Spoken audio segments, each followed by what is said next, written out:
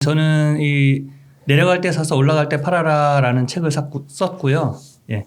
제가 주식 투자를 시작한 건 1997년 IMF가 터졌을 때, 이때가 기회다라고 이제 투자를 시작을 했습니다. 그때가 제가 대학교 3학년 때였는데, 대학 졸업반 때쯤 됐을 때 제가 대신증권 대신증권 프로그램 경진대회를 나갔어요. 예, 거기에서 금상을 탔고요.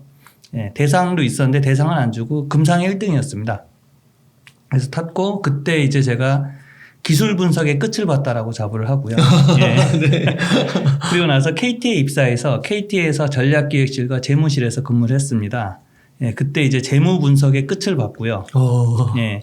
그리고 나서 이제 그 경력으로 BC카드에서 이렇게 금융 신사업을 했고요. 그 경력으로 또 이제 K뱅크라는 인터넷 전문은행에서 3년 동안 근무해서 총 18년간 근무를 했어요. 네. 금융 신사업을 하면서 이제 투자자 분석, 미래 분석 뭐 이런 것들을 거의 그것도 거의 끝을 봤다고 자부를 합니다. 아, 네. 예. 끝을 많이 보셨네. 네. 그러면은 오늘 책 주식 투자 내려갈 때 사서 올라갈 때 팔아라. 네. 이제 이 책을 이번에 이제 내시면서 여러 가지 중요 내용이 있는데 그 중에서 몇 가지 오늘 소개해 주시면 참 좋을 것 같습니다. 예. 이 주식 투자를 할 때 이제 기본기가 있습니다. 저희가 뭐 이제 게임을 할 때도 사실상 기본기가 굉장히 중요하잖아요. 마찬가지로 이 주식 투자할 때도 기본기가 있는데 여기 중에서 가장 중요한 기본기는 분산 매수, 분산 매도입니다. 예.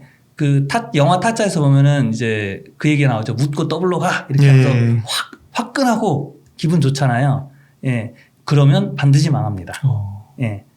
왜냐하면 미래를 알 수 없기 때문에 조금씩 진짜 짜증난다라고 이렇게까지 하면서 사야 돼라고 할 만큼 짜증나게 매수를 해야 조금씩 해야 나중에 팔 때 기분 좋게 팔 수가 있습니다. 예. 분산 매수, 분산 매도 가장 중요한데 그 가장 중요한 게 10단계 지정가 매수, 10단계 지정가 매도입니다. 일단 매수를 할 때 10단계 지정가 매수를 해야 되는데요. 제가 만약에 1억이 있다. 1억을 가지고 뭐 어떤 종목을 사겠다라고 결정을 했으면 일단 1,000만 원만 뺍니다. 그중에 1,000만 원만 가지고 오늘 이 종목을 딱 봐요. 호가창을 최대한 짧게 봐야 됩니다. 호가창은 마법의 창이에요. 거기에 빠져들면 그걸 계속 보고 있으면은 이상하게 오를 때 사고 내릴 때 팔게 됩니다. 손해를 보거든요. 그래서 호가창을 최소한 안 보고 호가창을 딱 봤는데 오늘 오르고 있다. 그러면 아예 주문을 넣지 말고요. 오늘 떨어지고 있다. 그러면 지금 가격보다 더 낮은 금액 최소한 10호가 아래 금액부터 10단계로 쪼개서 주문을 넣습니다. 그렇게 넣으면은 그날 그 1,000만 원 중에 100만 원도 체결될까 말까 할 거예요. 예. 그런 식으로 떨어지는 날 그거보다 자기가 처음에 딱 들어갔을 때 그거보다 훨씬 최소한 10호가 이하로 낮은 가격에 그거보다 더 낮은 가격으로 주문을 넣고 호가창을 딱 닫고 기다리는 거죠. 매수 체결되면 좋고 아니 말고. 예. 그렇게 하루를 보내는 겁니다. 그럼 예를 들어 만약에 1,000만 원을 이제 그 계좌로 옮긴 거예요. 그러면은 그 10호가로 하면 100만 원 이렇게 세팅을 해놓는 건가요? 그렇죠. 예. 그러니까 하루에 이렇게 많이 움직이진 않을 수 있으니까 그게 거래가 다 안 될 수 있다. 다 안 될 수도 있죠. 그러면은 그렇게까지 느리게 해야 되는 이유가 뭐예요?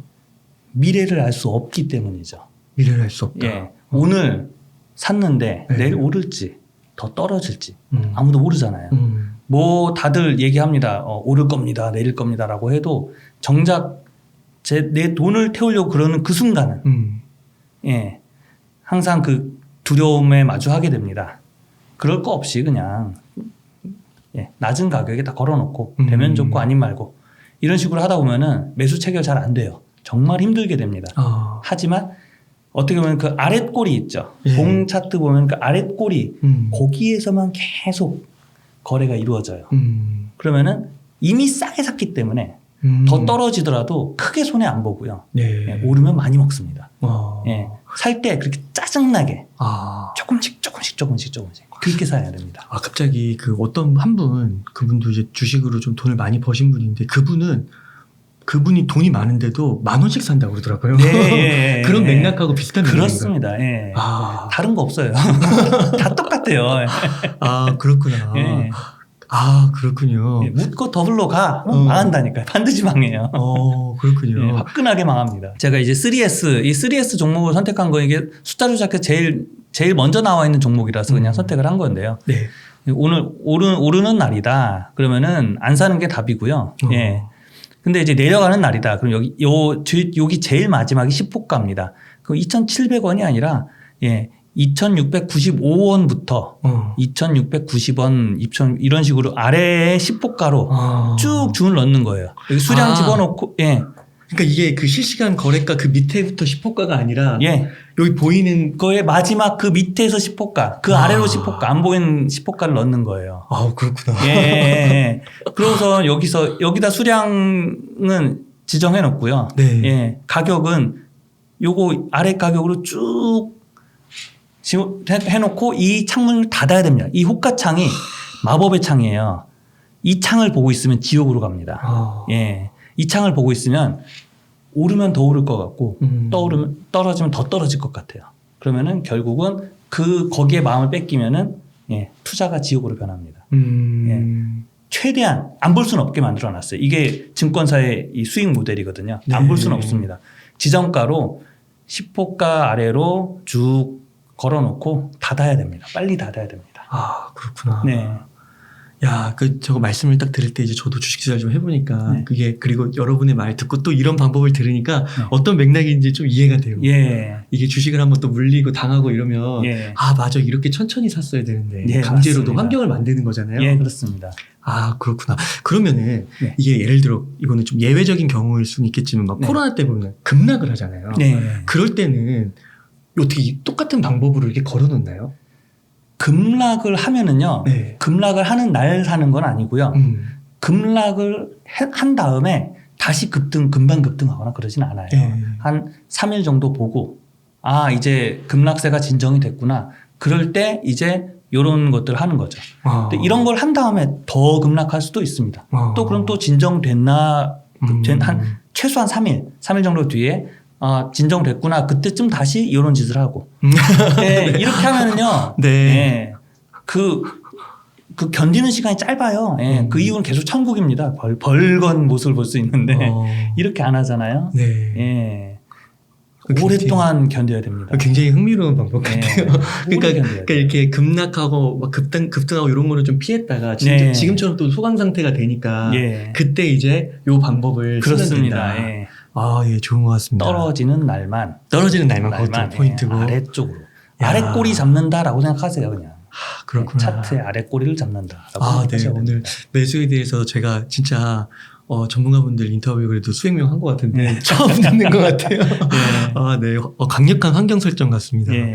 그러면 이제 매수를 했으니까 이제 매도를 또 좀 알아봐야 예, 되겠네요. 예, 예. 네. 매도도 똑같습니다. 매도도 똑같이 네. 지정가 10단계 매도를 하는 거예요. 네. 오르는 날이 있어요. 오르는 날은 이제 오르네? 팔 때 오르면 더 오를 것 같잖아요. 네, 그렇게 생각하지 마시고 오르는 날은 그 오른 것 그 위에 똑같이 여기 이제 2,795원이면은 2,800원부터 쭉 2,900원까지 10단계로 쭉 매수 주문을 걸어놓고 얼른 이 창을 닫아버리는 거죠. 예. 그러면은 문자가 옵니다. 매수 체결됐습니다. 매도 체결됐습니다. 예. 그러면 행복한 거죠. 그러니까 이게 반대로 하는 거네요. 네, 반대로 하는 겁니다. 그러니까 어떻게 보면 이런 건가요? 이거를 보고 있으면 네. 사람이 진짜 그 오를 때 사고 내릴 때 팔고 이거를 반복하게 되잖아요. 네, 그렇습니다. 그러니까 그런 아무래도 많은 분들은 이제 이걸 보면서 하시니까 그런 패턴이 되는 건데 네. 나는 아예 처음부터 네. 벗어나는 거네요. 그렇죠. 이렇게 자기만의 원칙을 딱 정해놓고 그렇게 해버리는 겁니다. 예, 강제로. 왜냐하면 저 자신도 이 창을 보고 있으면은 그 유혹을 이겨낼 수 없거든요. 예, 안 봐야 됩니다. 호가창은 안 봐야 됩니다. 그렇구나. 예. 그럼 예를 들어 1,000만 원에서 예를 들어 뭐 한 100만 원만 거래가 된 거예요. 네. 그러면 또 다음 날은 또 다음 날. 900만 원으로 또 시작하는 네, 거고. 그렇습니다. 네, 그렇군요. 그러면은 네.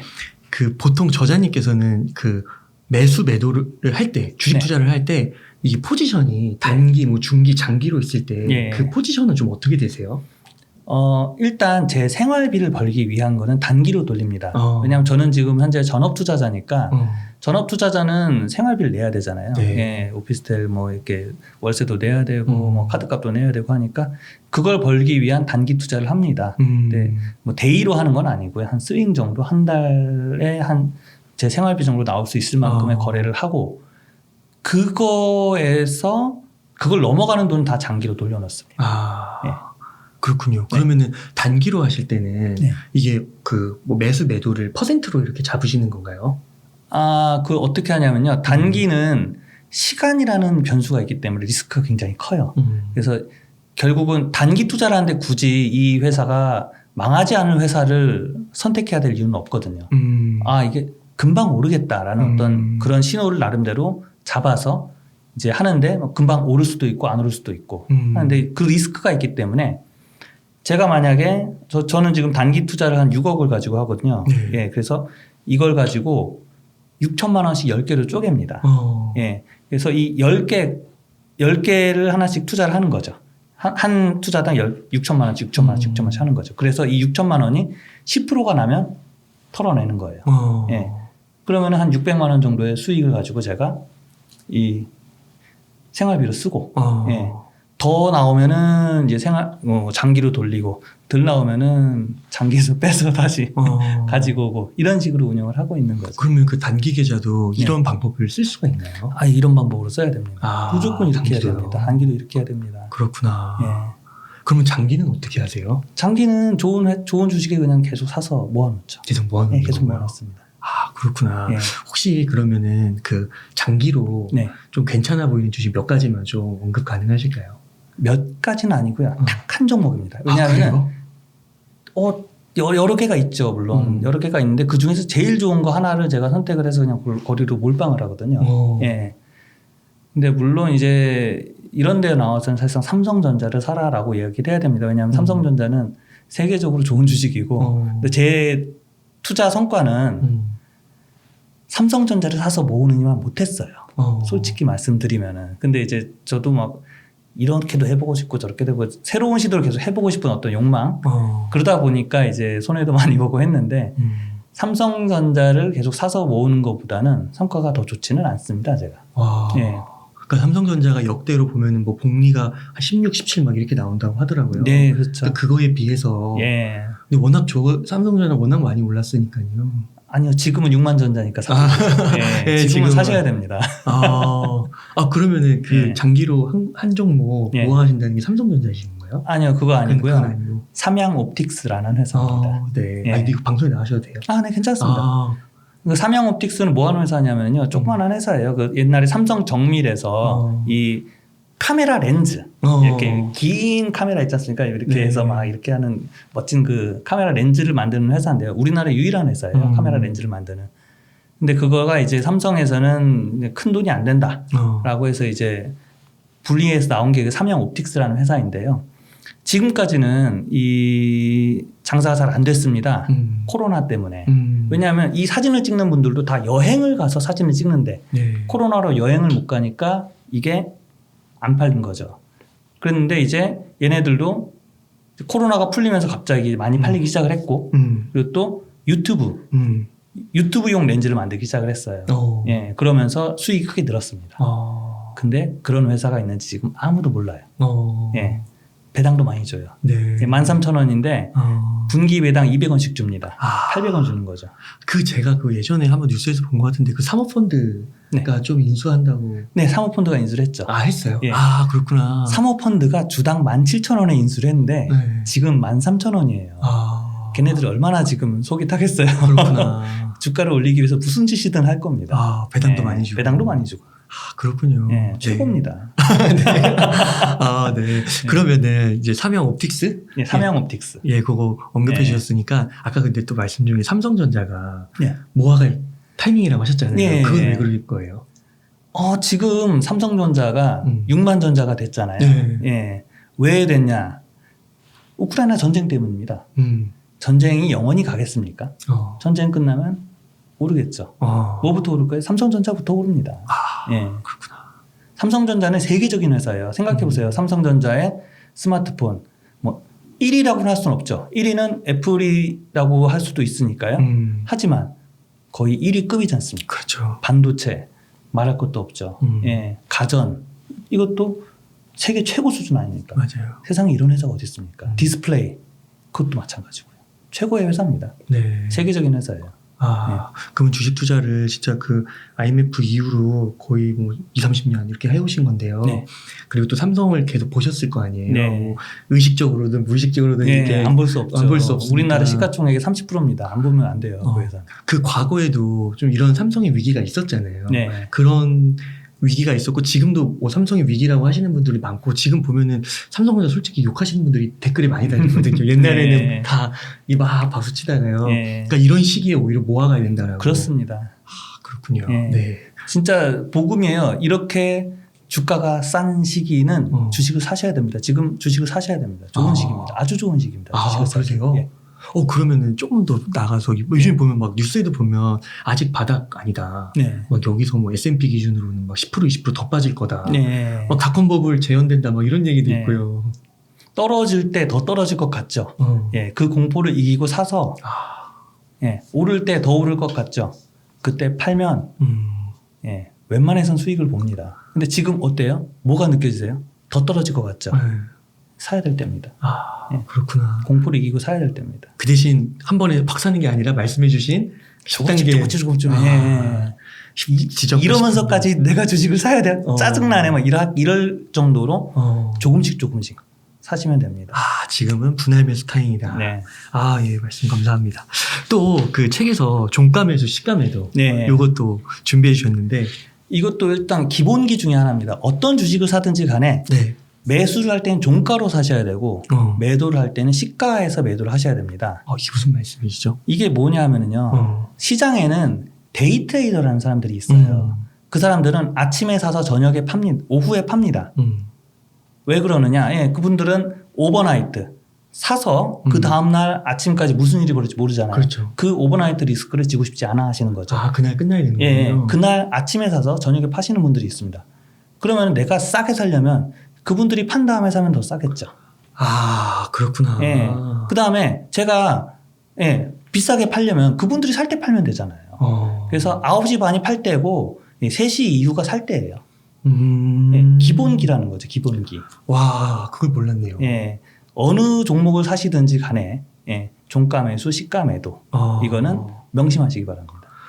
그렇구나. 그러니까 요즘에 그 데이 트레이드나 단기 투자 이런 쪽이 되게 많이 더 활성화가 되고 있잖아요. 예. 그러면 이걸 더 지켜야 되겠네요. 그렇죠. 근데 이 데이 트레이더가 요즘에 있는 거 아니고요. 네. 제가 그 주식 투자 처음 시작할 때 97년도에도 그런 책이 있었습니다. 나는 하루에 1,000만 원으로 하루에 40만 원씩 번다라는 책이 있었고요. 그 다음에 제가 그 깊이 사랑하는 책이 있는데 그게 돈 뜨겁게 사랑하고 차갑게 다루어라 그 앙드레 코스톨라인 책에도 2차 세계대전 때 한 1930, 40년대에도 그런 매매자 하는 사람들이 있었어요. 그렇구나. 역사가 오래됐습니다. 그렇구나. 항상 있어요, 그분들은. 와, 그 지금 이야기해 주시는 이런 말씀들이 그러니까 현재의 그런 주식 투자 흐름에서 나오는 게 아니라 진짜 기본기네요. 기본기입니다. 이 기본을 안 지키시면은 기본을 지킨다고 꼭 돈을 버는 건 아닌데 기본을 모르시면 반드시 돈을 잃습니다. 네. 종가 매수, 시가 매도. 종가 매수, 시가 매도. 네. 데이 트레이더는 예전에도 있었고 지금도 있고 앞으로도 있을 것입니다. 그분들 좋은 분들이세요. 좋은 분들. 그분들이 있기 때문에 시장이 활성화가 되고 제가 사고 팔 때 사는 사람이 있고 파는 사람이 있는 겁니다. 네. 그러네요. 조금이라도 싸게 사면 좋죠. 네, 그렇죠. 네. 일단 기본적으로 이 종가 매수, 시가 매도는 단타, 하루짜리 단타로도 해볼 수가 있습니다. 이렇게 장대 양봉으로 끝나거나 아랫꼬리 양봉, 이렇게 위가 없이 끝나는 날이 있습니다.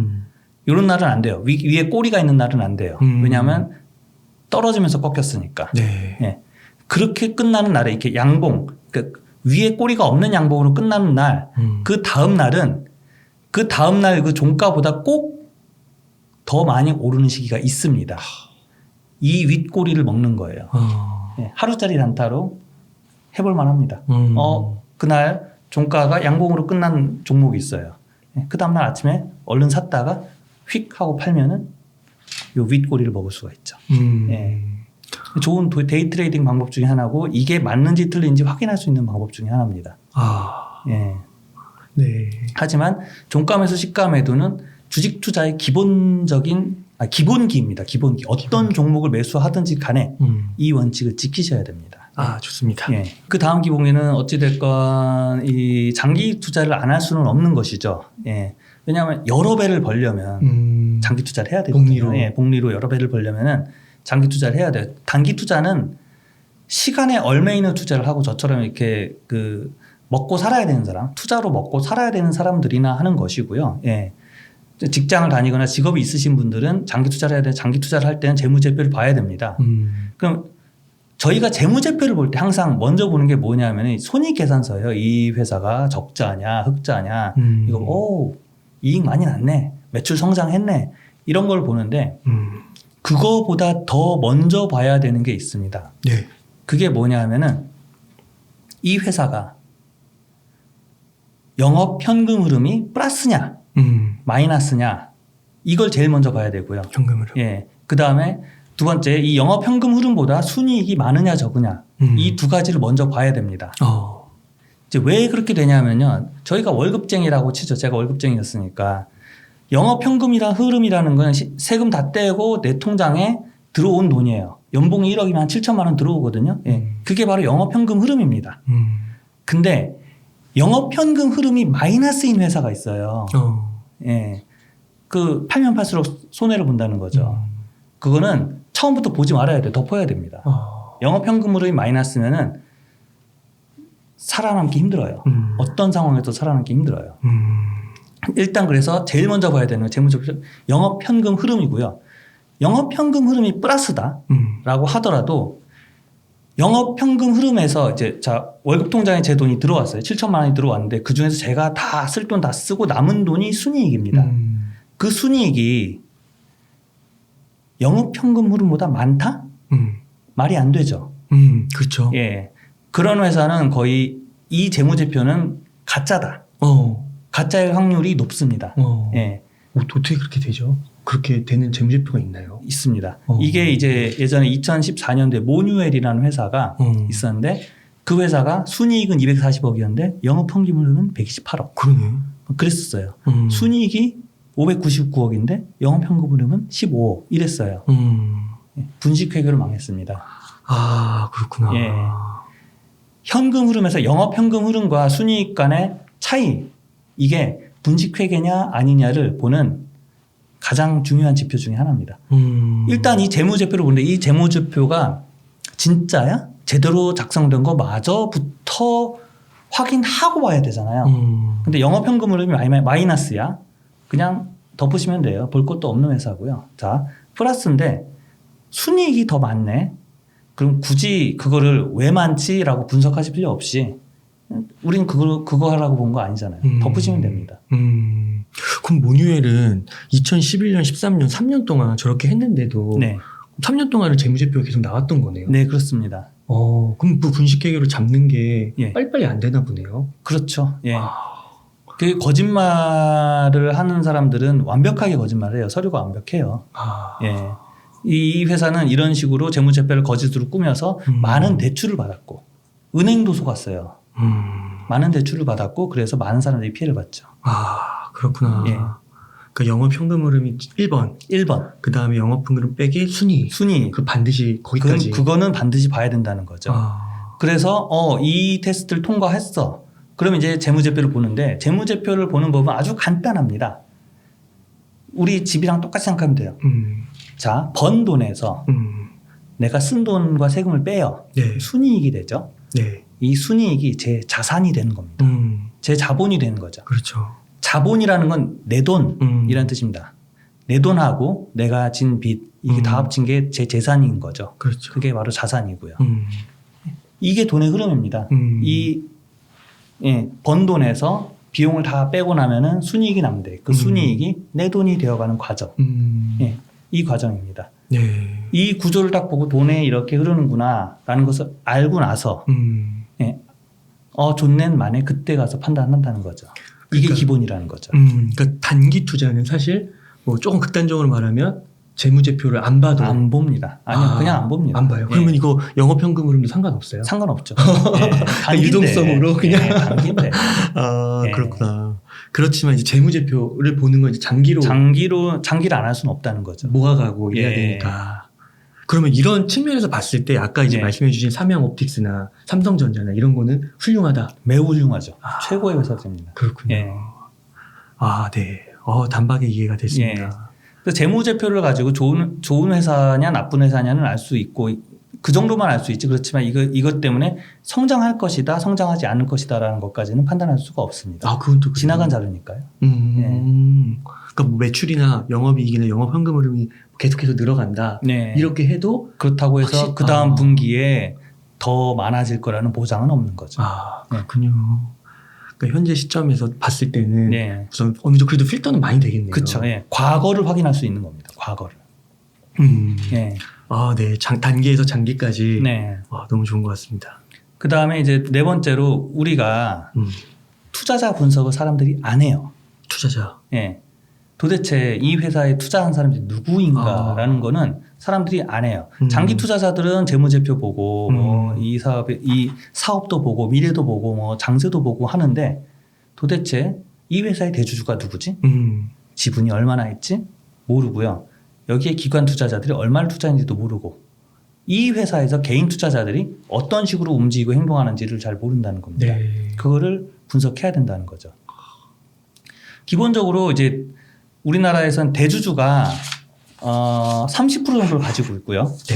기관 투자자가 40% 정도를 가지고 있고 개인 투자자가 30% 정도를 가지고 있습니다. 3대 4대 3. 이 비율이 있거든요. 네. 예. 대주주는 회사에 돈이 필요하면 기관 투자자한테 돈을 조달을 해요. 주식을 발행해서 조달하거나 이렇게 하고, 예. 그래서 기관 투자자들이 파는 거를 개인 투자자들이 삽니다. 이 구조를 이해하고 있어야 된다는 거죠. 오늘 가격이 변동이 있었다. 그럼 왜? 누가 산 거지? 왜 팔았지? 이거를 분석하지 않고 산다는 겁니다. 근데 저희가 저는 이제 스타크래프트 세대니까 스타크래프트 제일 중요한 게 정찰이잖아요. 엉뚱한 거 만들고 있다고. 그렇죠. 예. 그럼 지는 거예요. 예. 그 빌도를 파악해야 되는 거죠. 그렇죠. 예. 그걸 먼저 파악해야죠. 그러면 예를 들면은 이걸 파악을 못했을 때 네. 벌어지는 뭐 어떤 일이 실패 사례 같은 게 있는 건가요? 대부분 실패하죠. 일단은 파악하는 사람들이 자체가 적고요. 예. 뭐가 문제가 되는 거죠? 일단 아까도 말씀드렸듯이 대주주는 회사에 돈이 필요하다. 네. 그러면 주식을 발행해서 기관 투자자들에게 돈을 빌립니다. 네. 예, 그러면은 뭐 그런 건 공시에 다 떠요. 네. 내가 얼마를 뭐 100억을 뭐 주당 얼마에 뭐 주고 조달을 했습니다라고 해요. 그럼 기관 투자자들은 보호 예수로 1년을 그 주식을 들고 있어야 돼요. 그럼 한번 생각을 해보죠. 기관 투자자가 바보가 아닌 이상 그냥 줬겠습니까? 다 나름의 계약이 있었겠죠. 자, 1년 뒤에 1년 보호 예수가 풀렸을 때쯤 저희가 뭐 신상품을 개발하거나 뭘 하거나 이렇게 해서 주가를 올려드리겠습니다. 예, 그걸 할 거라는 거죠. 자, 1년 뒤에 보호 예수가 풀렸어요. 그렇구나. 예, 그리고선 신상품이 나왔든지 뭐 큰 계약이 터졌든지 뭔가 큰 좋은 변화가 있어가지고 가격이 올랐어요. 개인 투자자는 그걸 보고 산다는 거죠. 이 회사 잘 되겠네. 그때 기관 투자자는 다 팝니다. 그렇구나. 그러면은 그 개인 투자자가 그 뉴스를 믿고 샀는데 이 회사가 잘 되면 개인 투자자도 돈을 버는 거고 잘 안 되면 개인 투자자는 손해를 보는 거죠. 그렇죠. 예, 너무 리스크가 크죠. 예. 그러니까 이게 조금 나쁘게 말하면 작전 설계 이런 게 이미 다 세팅이 되어 있는 거예요. 그렇죠. 이거를 매출에. 작전이라고 말씀하시는데 다 하는 거예요. 아니 바보가 아닌 이상에 누가 그렇죠. 어떤 회사에서든 다 기획을 그렇게 하는 거죠. 그렇죠. 다 그렇게 하는 거예요. 안 그러면 안 되는 거예요. 근데 그거를 안 읽고 파악하지 못하고 그렇구나. 그렇게 순진하게 사셨습니까? 아니잖아요. 다른 데선 다들 굉장히 치밀하게 잘 하시면서 왜 주식 투자는 그렇게 돌아가지 않아야 된다라고 생각하시는 겁니까? 예. 그러네요. 이게 참 그러니까 더 와닿는 게 첫 번째 네. 그 10단계로 나눠가지고 하는 게 왜 이해가 더 되네요. 그러니까 이게 따지고 조심하고 왜냐면 그런 게 있을 뒷 배경에 있는데 우선 파악도 해야 되지만 다 파악 못하는 게 있으니까 그렇습니다. 또 조심해야 되는 거고. 그렇습니다. 예. 그렇구나. 미래는 모르는 거예요. 미래는 모르는 거예요. 10단 지정가 10단계 중에. 예. 마지막으로 차트를 네. 보겠습니다. 저도 이제 이 기술 분석 차트도 했었고 뭐 말씀드렸지만 여러 가지 투자 방법도 썼는데 결국은 이거밖에 안 남더라고요. 차트는 흐름을 보는 게 아니고요. 네. 거래량이 터진 날을 보는 겁니다. 예. 이게 지금 사마 알미늄이라는 회사예요. 예, 2000년 9월부터 시작해서 예, 2020년 9월부터 시작해서 이게 1년짜리 작전이 있었던 어떤 그래프라고 볼 수 있는데요. 네. 자, 이때 이제 조용히 가만히 오다가 갑자기 상한가를 쳤습니다. 이렇게 갑자기 이게 긴 거래량이 터져서 폭발을 했어요. 왜? 누가 산 거지? 개인이 샀습니다. 예. 어떤 특정한 개인이 이걸 가지고 신호를 준 거죠. 다수가 아니라요. 다수가 아니죠. 아니, 그 다수였겠죠. 왜냐하면 소수가 했었으면 뭐 이제 그 소수가 했다라는 공지도 또 뜨는데 예, 다수의 개인들이 샀습니다. 근데 돈이 아주 많은 사람들이겠죠. 왜냐하면 이틀 연속 상한가를 칠 정도로 샀으니까요. 이때도 개인이 샀습니다. 기관들이 언제부터 사기 시작했는데 이때부터 사기 시작했어요. 요때 산 것들은 다 개인이 샀습니다. 예. 무슨 뜻인지 아시겠죠? 요 평소에 네. 이렇게 거래량이 없을 때는 볼 필요가 없습니다. 이는 그냥 데일리로 사고 파는 사람들이에요. 이렇게 크게 떴을 때 네. 누가 샀으면 왜 샀을까? 이거 아까 4번하고 연결되는 겁니다. 그걸 보는 거지. 차트의 어떤 패턴이나 이런 걸 보시는 게 아니에요. 차트의 패턴은 예, 일정하지도 않고요. 예, 사람마다 해석하기 나름이고 예, 그 해석에 맞지도 않습니다. 그리고 또 그 해석은 역이용당하고요. 그렇구나. 예, 하지만 이 거래량과 가격은 속일 수가 없습니다. 이날 누가 샀을까? 누가 샀을까? 누가 샀을까? 개인이 샀고 기관이 샀고 예, 요때는 기관 외국인 다 팔고 예, 여기 있던 개인들도 다 팔았겠죠. 예, 개인들이 샀습니다. 요때 산 개인들은 예, 다 이후에 지금 가격도 한 2만 얼마 하니까요. 이때 3만 원, 4만 원대 사신 분들은 물리신 거죠. 그렇구나. 예. 이런 사람이 되지 말자라는 겁니다. 네. 예. 그러니까 이 알미늄. 예, 사마 알미늄. 이거는 조금 작은 주식인가요? 작은 주식이죠. 그러니까 또 이렇게 가능할 수도 있겠군요. 예. 큰 주식은 또 사지 마시기 바랍니다. 왜냐하면은 삼성전자를 보면은 개인, 기관, 뭐 기타 등 대주주도 뭐 사고 팔고 직원들도 사고 파는데 분석이 불가능해요. 분석이 불가능하고 그분들은 여러분 그 똑똑한 사람들입니다. 금융회사에서 이제 뭐 기관 투자자로 일하시는 분들 굉장히 똑똑하신 분들, 연기금들 되게 똑똑한 분들이시고요. 그분들이 무슨 생각하는지 저희는 절대 알 수가 없어요. 하지만 그분들이 투자하지 않는 회사들이 있습니다. 스몰캡. 그걸 노려야 돼요? 네, 그걸 노려야죠. 스몰캡. 그럼 장기 투자는 괜찮은가요? 큰 걸 해도? 장기 투자는 그렇죠. 삼성전자 같은 거 사신다면 괜찮죠. 괜찮고. 네. 근데 그냥 좀 어중간한 건 차라리 그게 그렇죠. 아니라. 예. 삼성전자는 세계 최고의 회사예요. 자, 현대차는 세계 최고의 회사인가요? 조금 삼성전자급은 아닌 거. 그렇죠. 삼성전자급은 아니죠. 거기다가 요새 현대차의 소나타를 보시면 차를 왜 저렇게 못생기게 만들었을까 막 논란이 좀 많죠. 그리고 또 기아차는 예쁘죠.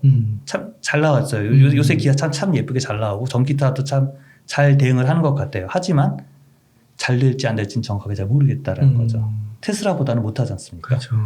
그러다 보니까 하지만 삼성전자는 이미 1등이에요. 이미 1등이에요. 좋은 회사입니다.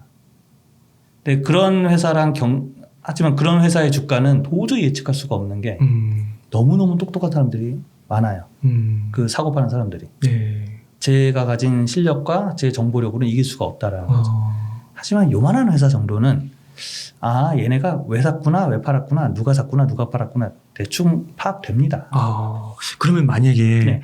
이 그래프를 갖고 네. 본다면은 이 처음에 저렇게 소수의 개인들, 약간 네. 대주주와 관련된 이런 사람들이 네.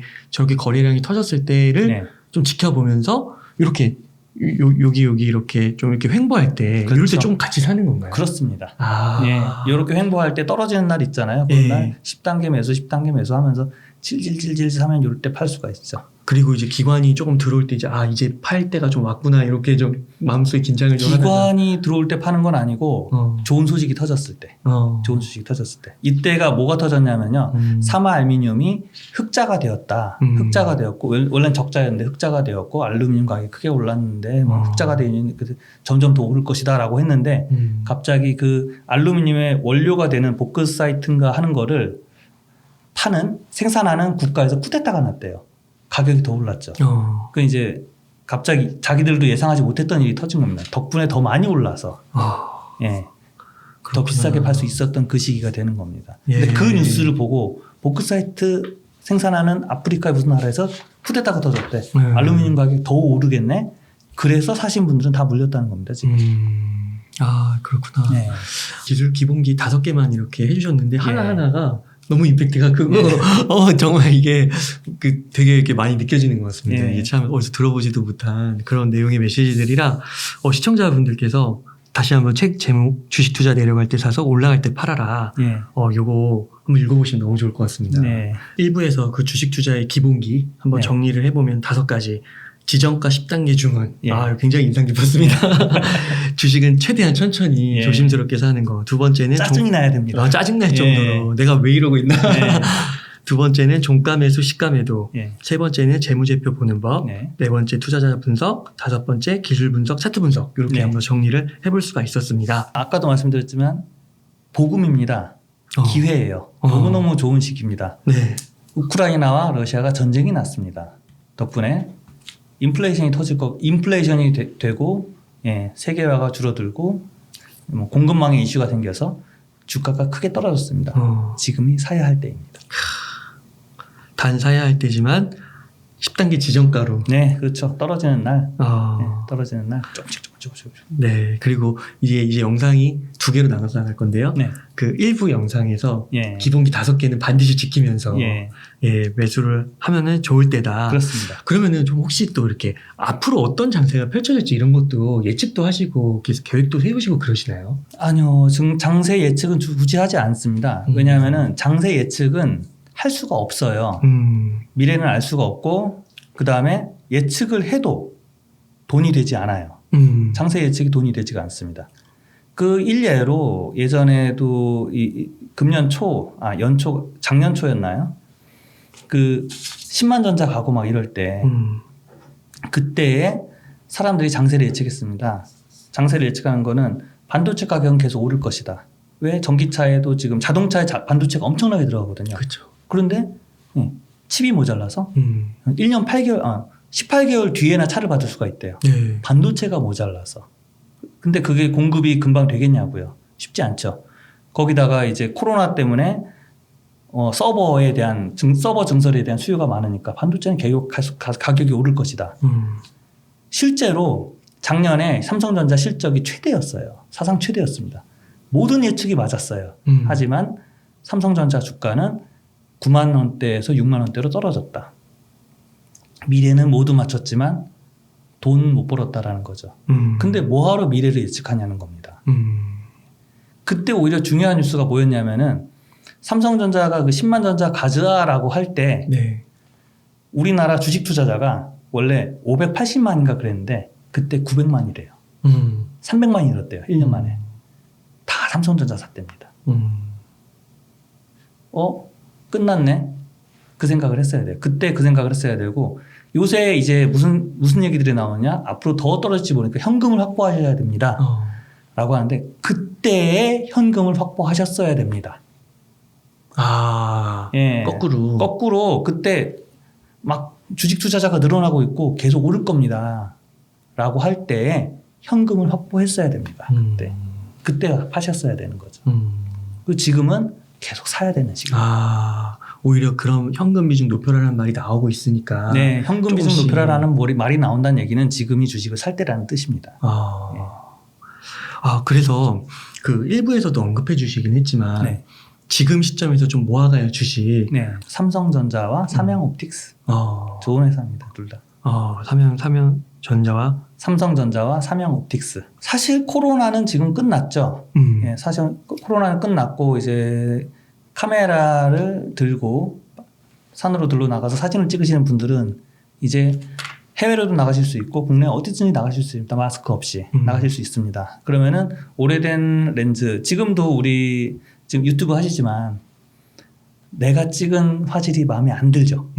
예, 아쉬움이 좀 있지 않습니까? 아, 저 카메라 렌즈를 만드는 회사예요? 네, 그렇습니다. 아니, 저 카메라 렌즈는 아니고 저 카메라 렌즈는 이제 스마트폰 카메라고 이게 긴 거, 큰 거 이런 걸 하는 거죠. 예전에는 이렇게 매뉴얼로 맞췄는데 요새는 자동으로 맞춥니다. AF라고 자동으로 맞추고 그리고 또 유튜브 찍는 분들도 카메라 렌즈를 좋은 걸로 바꾸시고 계십니다. 예, 그 수요는 지금 계속 늘어날 거라는 거예요. 물론 삼양옵틱스가 세계 1위 회사는 아니에요. 세계 1위 회사는 독일에 있고요. 2위 회사는 일본에 있고요. 예. 하지만 우리나라 유일한 회사고 아까도 말씀드렸지만 대주주가 주당 17,000원에 샀는데 지금 아직 13,000원입니다. 무슨 짓을 해서도 좋은 회사인데 무슨 짓을 해도 지금 주가를 올려야 되는 상황이라는 거죠. 그 상황을 이용하자는 거죠. 배당도 많습니다. 그래서 사모펀드가 처음에 돈을 좀 많이 썼을 테니까. 예, 그렇죠. 돈 벌어야 되잖아요, 걔네들. 그렇군요. 그러면은 그 재무제표 기본기록 언급해 주셨잖아요. 네. 그럼 그런 걸로 봤을 때 그 매출이나 영업이익, 현금 흐름, 예. 그리고 현금 흐름 빼기 순이익이었나요? 예. 그런 게 이제 다 양호하고 매년 증가하고 뭐 이러는 건가요?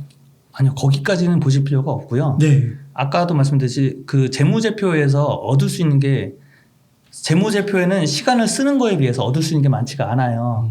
그렇기 때문에 이게 거짓말인가 아닌가라는 걸 확인하는 게 영업현금 흐름하고 순이익과의 차이. 영업현금 흐름이 마이너스다. 그냥 덮으시면 되고요. 예, 그것만 보시면 됩니다. 근데 왜 얻는 게 많이 없어요? 재무제표를 보는 게요? 재무제표 보면 되게 재밌어요. 이 회사의 모든 걸 알 수 있거든요. 사실상 진짜 모든 걸 알 수 있는데 빠져들게 됩니다.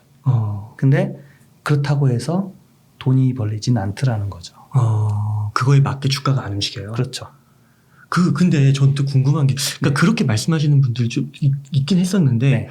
결국은 이런 얘기 하잖아요. 주가는 영업이익이다. 이익의 함수다. 이렇게 얘기하시는 분들도 꽤 많으신 것 같더라고요. 아닙니다. 예, 아닙니다. 그러니까 그거 아니라고도 예. 전설적인 투자자분들 얘기하시더라고요. 예, 아닙니다. 그럼 쿠팡 아직도 적자거든요. 네. 예, 쿠팡의 주가 상승을 어떻게 설명할 수 있습니까? 예, 아닙니다. 그리고 돈 많이 벌어도 아닐 수도 있는 거고. 예, 아닐 수 있는 거고요.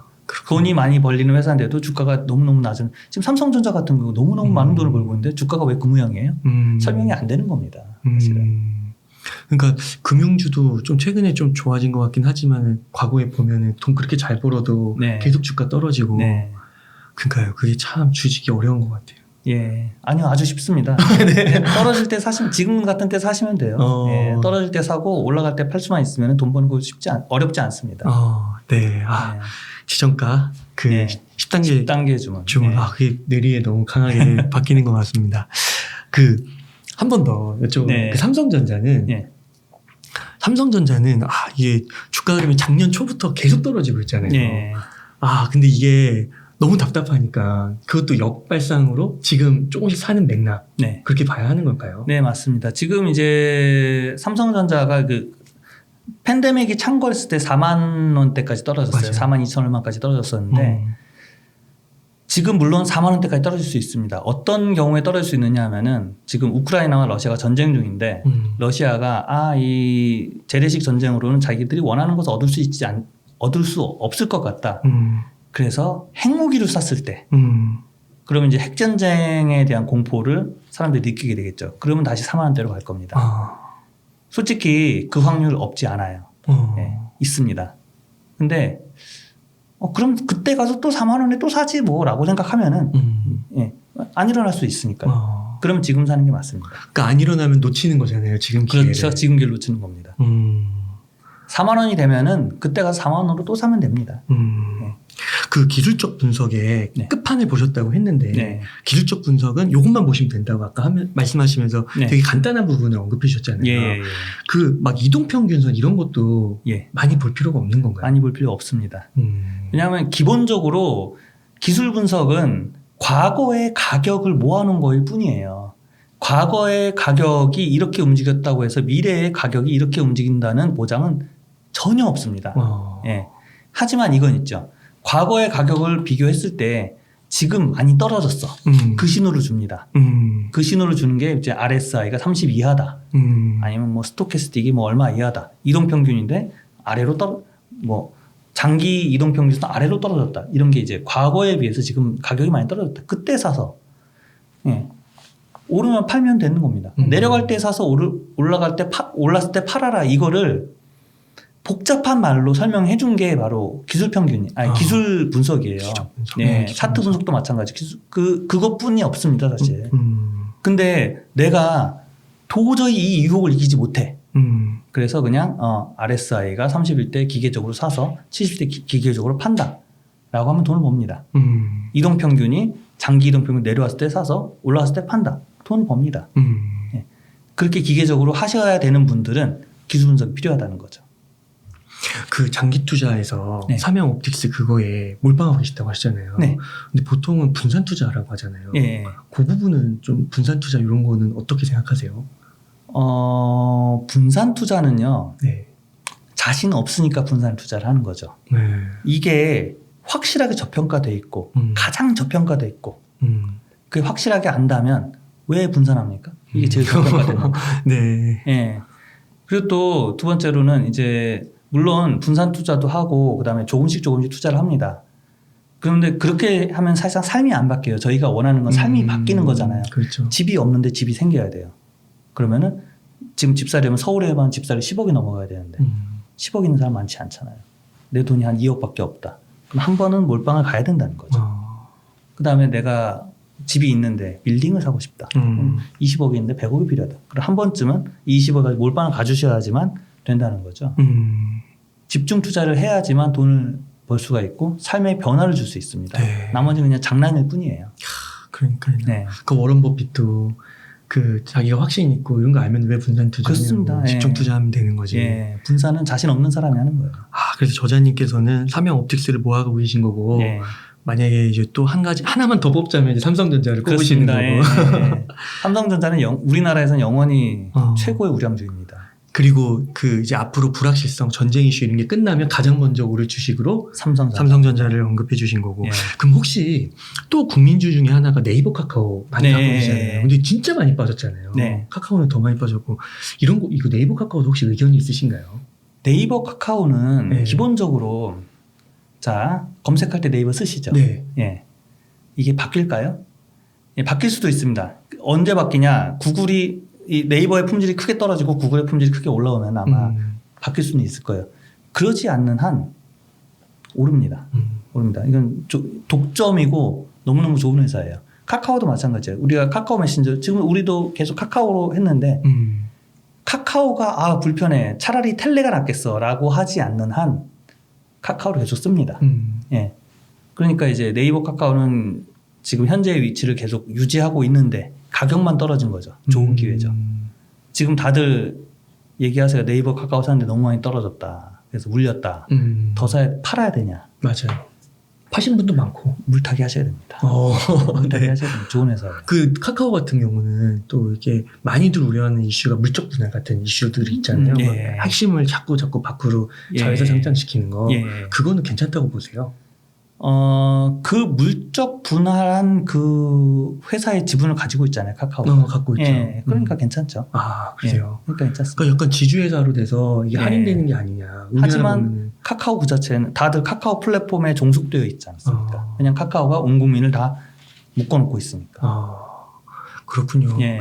그러면은 제가 조금 더 이렇게 구체적으로 질문 드려보면은 네. 좋긴 하되 그래도 삼성전자급은 아닌 건가요? 그렇죠. 왜냐하면은 삼성전자는 세계적인 회사고요. 세계 1위고 이건 도메스틱 회사지 않습니까? 네이버가 세계에 나가서 뭘 하겠어요. 카카오가 세계에 나가서 물론 게임 등등등 하고 있긴 하지만 예, 다르죠. 예, 구글에 비하면 분명히 떨어지는 회사인 건 맞고요. 그러면 지금 정고점에서 한 30% 많게는 50%까지 이렇게 내려왔지만 네. 이제 계속 물 타고 지속적으로 하다 보면 정고점을 다시 넘어서 그렇습니다. 올라갈 일은 있을 것이다. 미래는 지금 다들 뻔히 알고 있는 미래가 있습니다. 그게 뭐냐면 고령화 사회가 오기 때문에 바이오가 온다. 바이오 시대가 온다. 그 다음에 전기차 시대가 온다. 마지막으로 AI 시대가 온다입니다. AI가 뭐냐? 결국은 사람 말을 알아듣는 게, 그리고 나서 내가 하는 말을 알아듣고 내 생각을, 내 의견을 잘 반영해서 내가 원하는 거 알아서 네가 갖고 와. 이건데, 그럼 말이 가장 많이 모이는 것이 어디냐? 검색 엔진과 바로 이 카카오톡 채팅. 채팅. 이겁니다. 예. 거기에 모든 말이 모여요. 그걸 독점하고 있는 회사들입니다. 이거는 뜰 수밖에 없다. 하지만 영어는 안 되잖아요. 영어는 안 되기 때문에 우리나라에서 제한적으로는 계속 성장할 수밖에 없다. 그러면은 저자님 또 한 가지만 여쭤볼게요. 시가총액 상위에 LG 엔솔 있잖아요. 네. 그 상장할 때부터 이슈가 뜨거웠는데 네. LG 엔솔은 어떻게 생각하세요?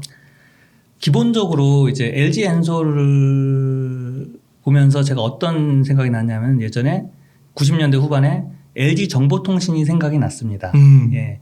그때 이제 LG 정보통신은 그 휴대폰 제조, 네. 통신 장비 제조에서 1위 업체였었거든요. 그래서 그땐 미래에 굉장히 유명한 회사였었고 주가도 아주 높았습니다.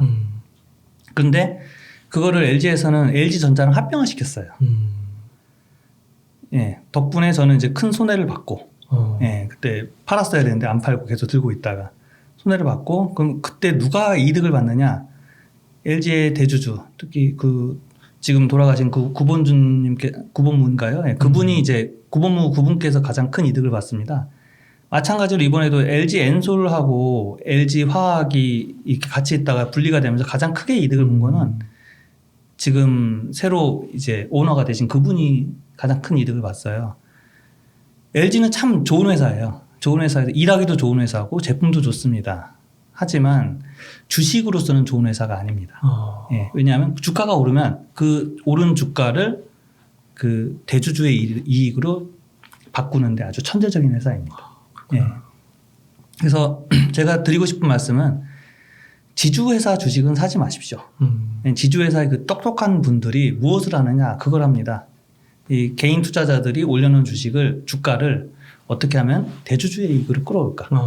입장 바꿔놓고 생각하면 당연한 겁니다. 그래야 되고요. 그분들은 그렇게 하셔야 되고요. 그걸 법적으로 조금 막는다는 흐름들이 좀 나온 것 같긴 한데 상관없죠. 어찌됐건 그분들은 그 합법적인 범위 안에서 최선을 다해서 하는 거니까. 예, 대주주의 이익을 반영하실 테니까요. 근데 삼성전자는 그렇게는 안 하더라고요. 참. 네, 과거에도 한번 이런 일이 있었군요. 네, 그렇습니다. 그래서 계속 성공했기 때문에 앞으로도 계속 그런 활동을 할 것이라고 생각을 합니다. 아, 네. 그러면 이제 지금은 좀 주식이 이렇게 조금 지지부진하지만 이때를 기회라고 해서 조금씩 매수를 해가면 이제 앞으로 또 이제 장세가 바뀔 수가 있잖아요. 네. 그럼 그때 좀 떠오를 주도주 보시는 게 있으실까요? 바이오, 전기차, 네. AI인데요. 바이오는 우리나라가 세계를 주도하지는 못할 거라고 생각을 합니다. 지금 우리가 보고 있는 반도체, 가전, 자동차 이런 것들 세계적으로 좋은 회사들이 그 세계적인 회사가 되기까지 한 30-40년 정도 걸렸어요. 그럼 이제 반도체도 그 정도 시간이 걸리지 않겠느냐. 삼성 바이오로직스, 삼바가 결국 그걸 해낼 수 있을 것이냐. 그건 30-40년 가봐야 알 얘기고요. 네. 전기차도 마찬가지죠. 전기차도 우리나라가 표준을 주도하거나 이렇게 할 수는 없고 아마 따라가는 입장이 될 겁니다. 예. AI는 이제 네이버 카카오 가장 유명한 회사고요. 예. 근데 이거가 결국 우리나라 시장은 지키겠지만 세계적인 사이즈로 커질 수 있을 것이냐라는 거에 대해서는 아마 세계적인 사이즈에서는 구글을 이기기 힘들 것이다 라고 생각이 됩니다. 그래서 이 세 분야가 가장 유망하고 이 세 분야 모두 세계를 주도할 만큼 성장하지는 못할 것이다 생각을 합니다. 네. 하지만 한국 주식시장을 좀 끌어갈 주도주의 네. 역할은 할 수 있을 그렇죠. 것이다. 네. 네. 분명하죠. 그 세 가지는. 네. 그러면 저자님 이제 2부까지 마무리하면서 네. 끝으로 시청자분들께 한 번 더 강조해 주실 말씀, 하고 싶으신 말씀 있으실까요?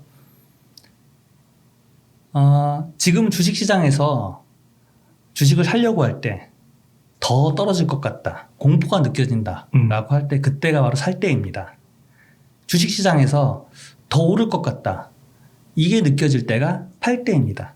그 두 가지만 지키면 아주 쉽게 돈을 벌 수 있습니다. 아. 저도 이것을 그때 어느 동네에서 저희 동네에서 주식 그때는 90년대였죠. 90년대 후반에 어떤 증권사가 주최한 큰손 강연에서 큰손 분께서 해주신 얘기인데요. 그걸 알려주신 할아버지께 지금 이 자리를 빌어서 감사하다고 말씀드리고 싶습니다. 그 정도로 중요한 원리입니다. 돈 버는 거 어렵지 않습니다. 혹시 그분 생존하시나요 지금? 솔직히 성함도 몰라요. 그때는 그분 말씀 되게 무시했었어요. 예. 근데 지나고 나니까 그분 말씀이 다 맞았더라고요. 한국의 거의 앙드레 코스톨라니 같은 분이셨네요. 네, 그런 분이셨습니다. 네. 아유, 이렇게 바쁜 시간 쪼개어 내주셔가지고, 오셔가지고, 이렇게 주식의 기본기 강연도 해주시고, 또 현재 주식 이런 시황도 한번 짚어주셔서 너무 감사의 말씀 드립니다.